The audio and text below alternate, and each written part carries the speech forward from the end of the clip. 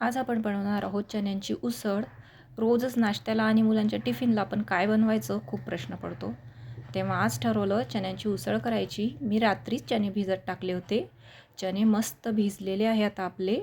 बघू शकताय दबतायत चणे. तर उसळ बनवण्यासाठी आपल्याला एक कांदा आणि एक टोमॅटो लागणार आहे. कांदा अगदी बारीक तुकड्यांमध्ये मस्त बारीक कापून घ्यायचा. आता फोडणी करून घेण्यासाठी मोहरी घालायची, जिरं घालायचं, कांदा घालून घ्यायचा. कांदा मस्त परतून घ्यायचा.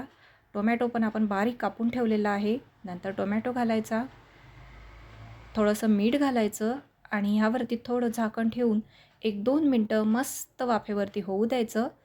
नंतर हळद घालायची, लाल तिखट घालायचं,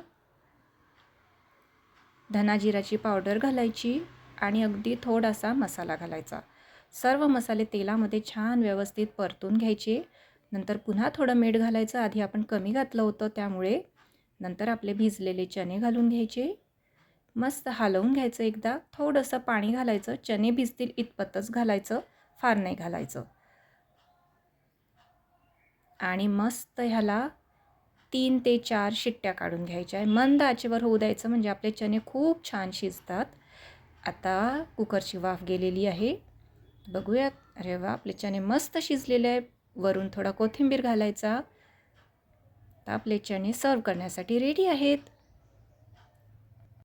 आपली रेसिपी कशी वाटली ते कमेंट करून सांगा आणि चॅनलला सबस्क्राईब केलं नसेल तर आत्ता सबस्क्राईब करा.